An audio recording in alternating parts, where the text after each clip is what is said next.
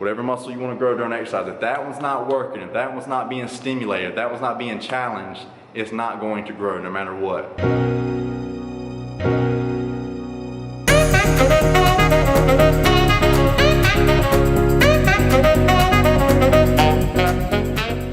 The chest pump's coming in very nicely now. Don't really feel like I used much triceps or front delts at all. Again, that is the main thing. If that was 500 pounds in each hand, but I wasn't pushing that weight off of me with my chest and then lowering and really letting my chest control on the way down, it's pointless.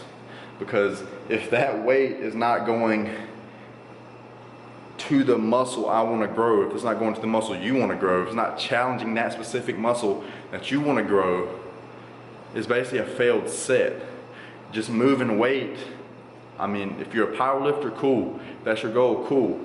But if you're a bodybuilder, you want to improve how you look, improve your physique, you want to sculpt your physique, build your physique in an aesthetic way, well, you come in here with your brain first. You assess your body. How do you want to look? How do I want to look? Okay, I want to build this, this, and this. What's the most important? Bam, bam, bam, bam. Okay, so you pick an exercise. I want to build my chest. Pick an exercise, chest exercise. This could easily have been, and you'll notice I try to keep this locked in as much as possible here. I never come here all the way forward. Here, I'm here with the up, not there. That's putting it all on the front delt and putting your shoulder in a very unhealthy position. So, you know, you come into it with your brain. You got to have that mind-muscle connection. When you're working through that range of motion, you're putting all that tension on the muscle you want to grow. See what I'm saying? That could be a tricep exercise. If I really wanted to, I could really just focus on pushing my triceps as hard as I could and try and use no chest if I wanted to. Again, that's not the goal. So, and basically, like, if I did that set and I got up and I had like a really big tricep pump, set's pretty much a failure. Even if I hit my rep goal, and this had happened before, because sometimes, just for whatever reason, you know what I'm saying? For whatever reason, I don't really know. Maybe the chest fatigued or not recovered as much.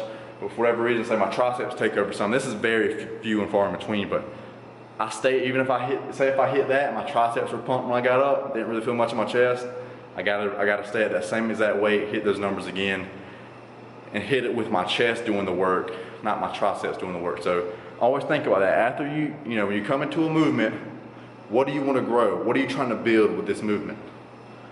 Okay, whatever muscle you're trying to do, you do the exercise. If you feel that muscle working, during and after, successful set.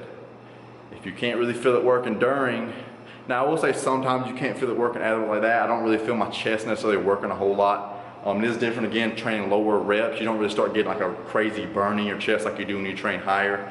So it's harder to tell, like, is it working as much? Because it's just so much, just, you know what I'm saying? Just so much load, like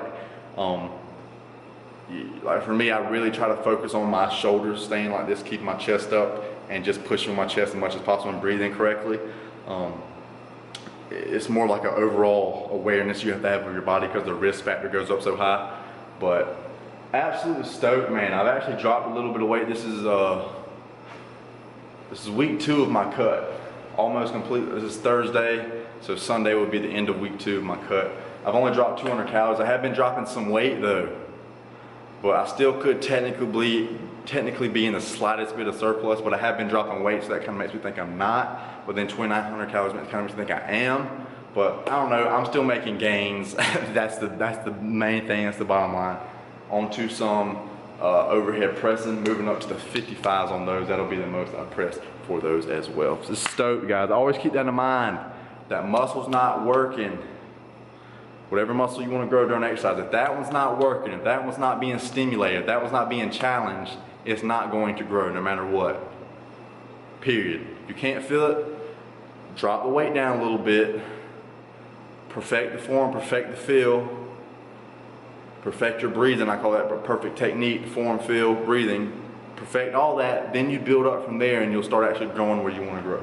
All right, let's get into it. I'm about to say the same thing.